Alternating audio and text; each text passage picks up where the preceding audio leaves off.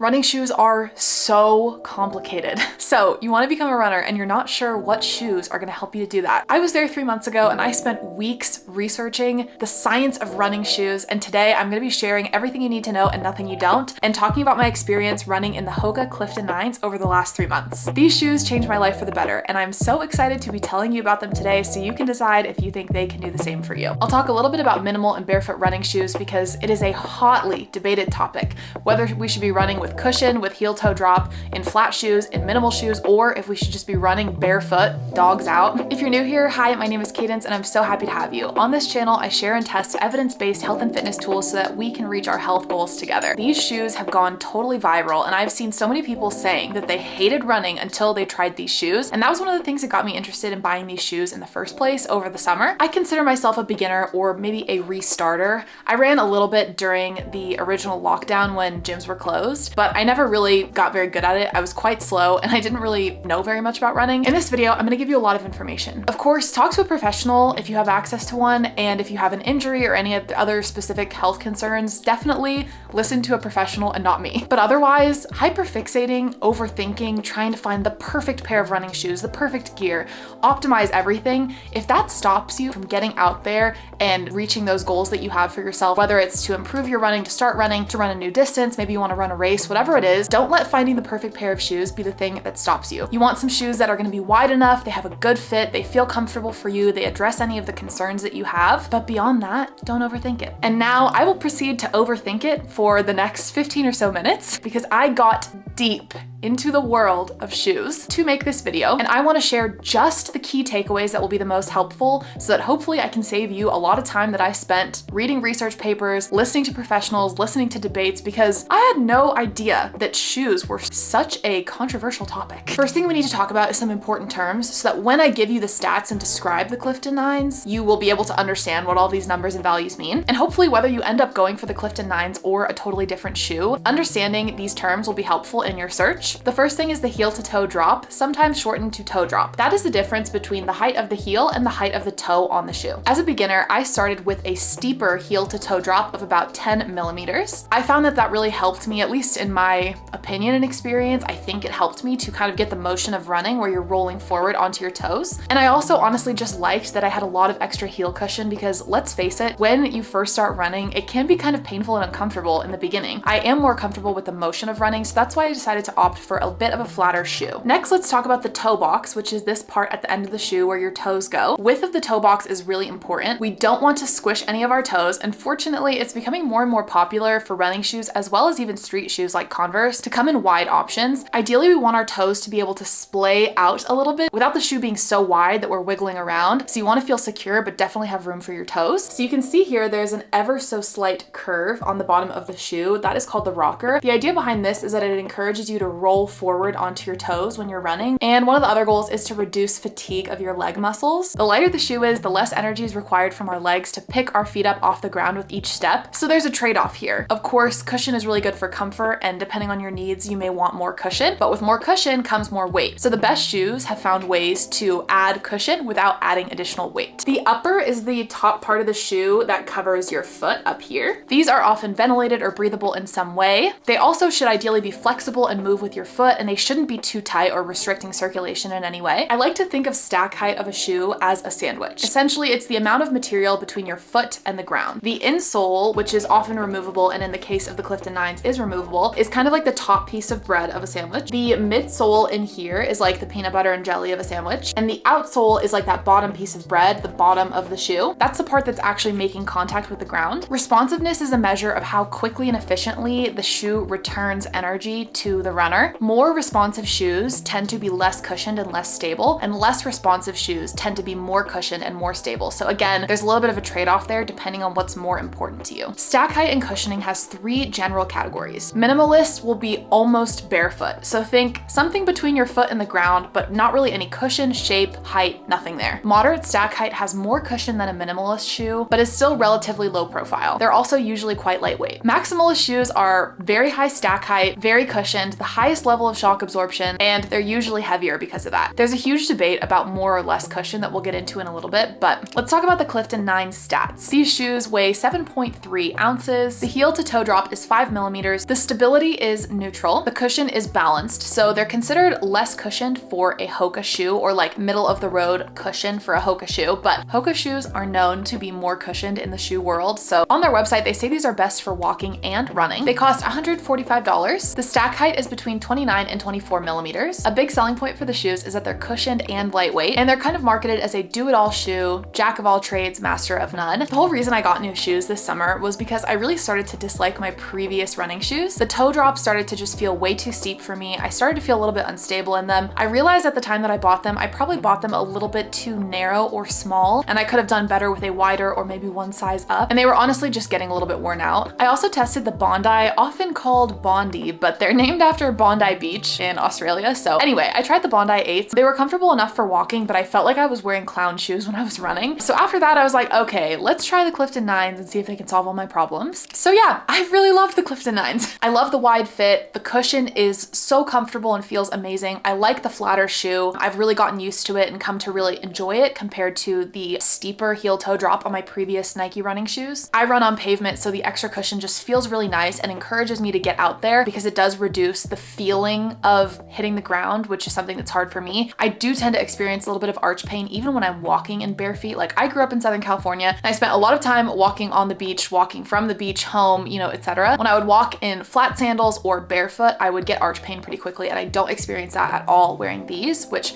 makes sense because these are super, super cushy. I feel like the rocker has been encouraging me to roll forward onto my toes, and I feel like my form has improved a lot, and I can attribute at least some of that to these shoes. Also, I've been working really hard at thinking about my form during my runs. These shoes have played a really key part in my journey to become a runner, which is certainly not over yet. It's only been 3 months, and unfortunately, spoiler alert, I haven't seen the progress that I was hoping to see. I will link my video reviewing Natasha Ocean's hybrid program in the description if you want to hear about my experience, but especially if you want to hear about some of the things I did wrong so you can avoid the mistakes that I made. Getting new shoes is honestly just fun, and I really enjoyed shopping for these when they came in the mail. I was so excited. When I went on my first run, I was so excited. So sometimes something as simple as getting a new piece of gear that makes you feel confident, makes you feel good, can be that little push that you need to start something new, because we all know it is so tough being a beginner. It is hard to go out there and try something new. Even if you're doing it alone with nobody watching, it is hard on your ego. These shoes just gave me a little boost, which I so appreciated. These shoes are comfortable. They fit me really well. I went in store to get size for the shoes, and then I ordered the color that I wanted online, and I'm so glad I did, because that's when I realized I actually needed a wide fit, and I am so happy that I got the perfect size. They're so comfortable. I love even wearing them day to day as well. I found this shoe to be pretty bendy considering how cushioned it was. This part back here where it's quite thick, she's not budging, but bendy up here at least. I found that these shoes transitioned pretty well between walking, jogging, and sprinting. They probably wouldn't be a perfect sprinting shoe. I'm like a recreational sprinter. I will do a little bit of hit here and there on the treadmill or outside where I do some quicker running, and I found they were fine for that. But obviously you could get shoes that are specific to that goal if that's your number one goal. But I did find that between walking, slow jogging, quicker running, and sprinting, these shoes did manage, at least for me, a beginner, someone who's pretty chill about the whole running thing. These did work for all of those different types of movement. These shoes are so comfortable. I've started to wear them on my upper body lifting days. I wear them day to day out and about when I like go to get coffee or run errands. They're just so comfortable. I'm honestly like addicted to wearing them. These ones have also gotten a little bit dirty. I'm planning to wash them, and I'll post a short if I do with my results and how I did it, so that if you want to wash your shoes, you can know how to do that. They're just like walking on a cloud. They are so soft and comfortable. They're just incredible. I'm a huge, huge fan of this shoe. Like I mentioned, this shoe has quite a high stack height, which can increase your risk of injury a little bit if you're not really careful. And now some people will say that even if you're careful, you're still screwed. People in the barefoot camp are saying don't do it, but especially if you're used to running in something with less cushion, be really careful when you're trying these out, thinking about your form, landing softly and landing on your toes rather than heel striking. For my entire first few runs, I was really careful about running on flat ground and just thinking about my feet, because the research tells us that when you switch to a new shoe, that is when you are ripe for injury, and that's the time to be really careful and thoughtful. Something I loved about these shoes is that they have an amazing return policy. So I actually tried out the Bondi 8s from Hoka as well, and I wore those for 30 days and I ended up returning them because they just weren't right for me. I'll give you the quick rundown. They were too wide, too heavy, too bulky, and I just didn't feel like the weight was worth the cushion for me. And I found that the Clifton 9s were a little bit more my style. I like the way that they look on me. I like that they were a lot more lightweight, more responsive, so I felt like more energy was being returned from the ground because the cushion's a little bit less. The Bondis have this kind of wider outsole that was supposed to distribute the shock a little bit when your feet hit the ground, distribute that energy. But for me, I just kind of felt like I was wearing clown shoes, and I kept like hitting my feet against each other and tripping on myself, and it wasn't working out for me. So although the Bondis have some really beautiful, cool colors, I did end up returning them. The return process was smooth and easy, and I love that you can actually test the shoes out for 30 days, and if they're not for you, you can return them. So it's essentially risk-free. For anyone wondering, I got these in a size 9 wide, and that is pretty true to size for me. So who do I think the Clifton 9s are best for? I think it's a great all-around shoe, and I think it would be excellent for anyone who is a beginner like myself, getting back into running after some time off, someone who wants a little bit of a flatter shoe but still wants that kind of max cushion. Not sure about the Clifton 9, but for some shoe types, they do offer a double wide, which is great. My boyfriend actually has a pair that are like extra wide. I think if you have a super specific performance goal, these probably aren't the right shoes for you, just because they are very versatile, but they're not the best at any of the things that you can use them for. So I wouldn't say they're like the best slow running shoe or the best, marathon shoe or the best sprinting shoe. They're pretty good at a lot of things. So especially if you're someone who's just dabbling in running and you're not sure like what type of running you're really going to be doing, and you're trying and testing lots of different things like endurance, longer running, sprinting, speed, tempo runs, like just all different types of stuff, then it's really fun to have a shoe that can do almost everything pretty well. And then from there, you can kind of in the future pick a shoe that is more specific to your goals. I also think these shoes would be great for anyone who has a job like a teacher, a nurse, where you're standing a lot and walking a lot. I find them so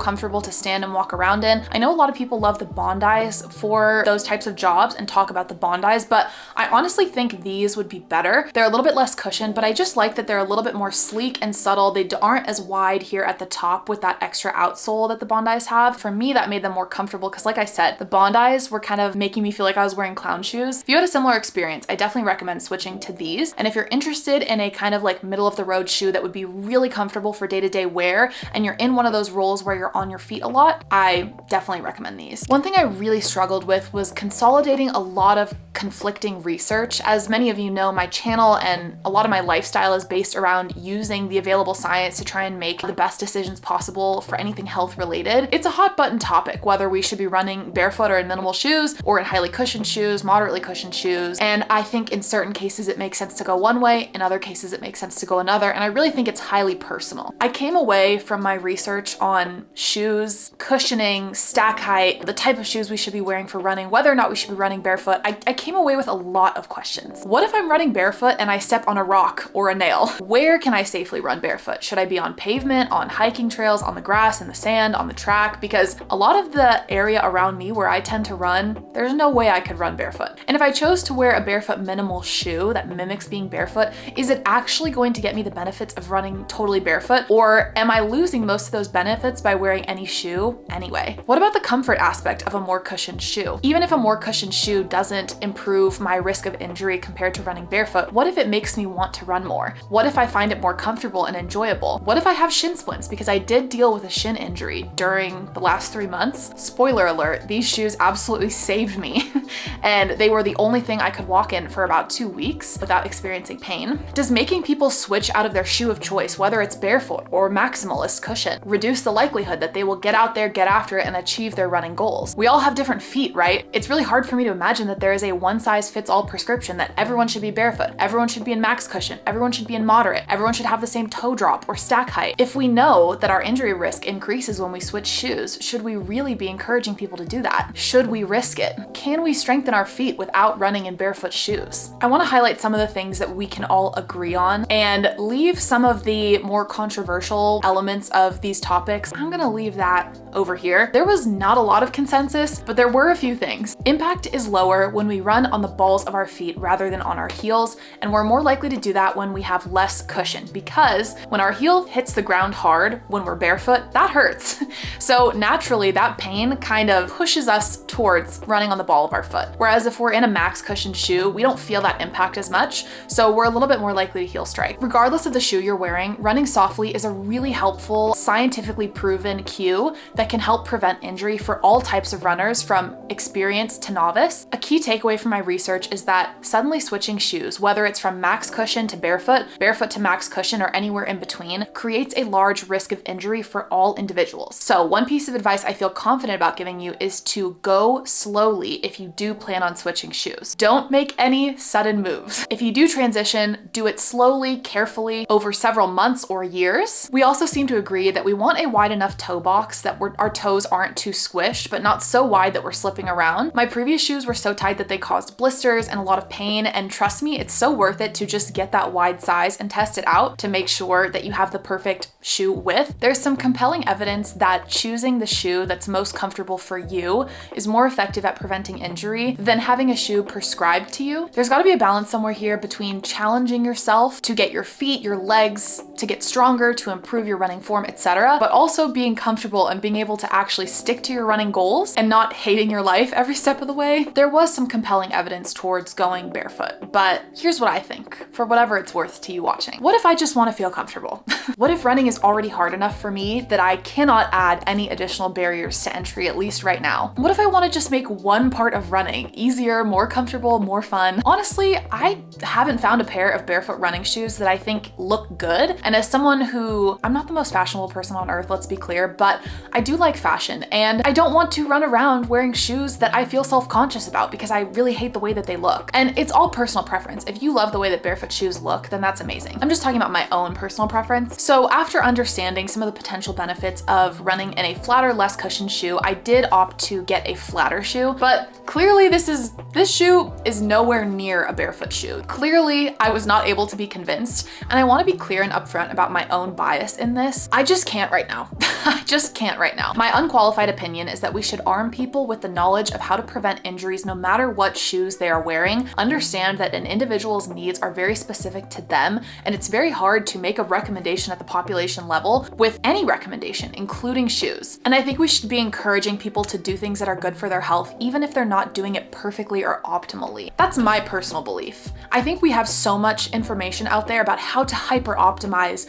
your workouts, your morning routine, your night routine, your sleep, everything about your life, that we lose sight of the fact that taking these small steps in the right direction can be so helpful. And if we make the barriers to entry so difficult that it keeps people from making positive changes for their health, I think we're doing something wrong. This topic specifically has been really exhausting and taxing for me to read about, and I'm just sick of it, honestly. I could see benefits in foot strength, in my running form, in running more on my toes from running in barefoot shoes. I simply don't care right now. Running is hard enough for me mentally, especially mentally. Adding that additional barrier would prevent me from doing it altogether. In my opinion, that's not worth it, but that's a decision that you have to make for yourself. If you so desire to dive into the world of footwear, barefoot versus cushion, the great debate of the ages, I seriously wish you luck because it is insane out there. I really hope this video was helpful if you're interested in the Clifton 9s. If there's anything I missed, please leave a comment. I'm happy to answer honestly and share my thoughts. I will leave a link down below if you'd like to check out the Hoka Clifton 9s. I've absolutely loved them if that wasn't already clear. If you found this video helpful, the best way to support my channel is leave this video a like and subscribe if you'd like to see more from me. I will see you next time.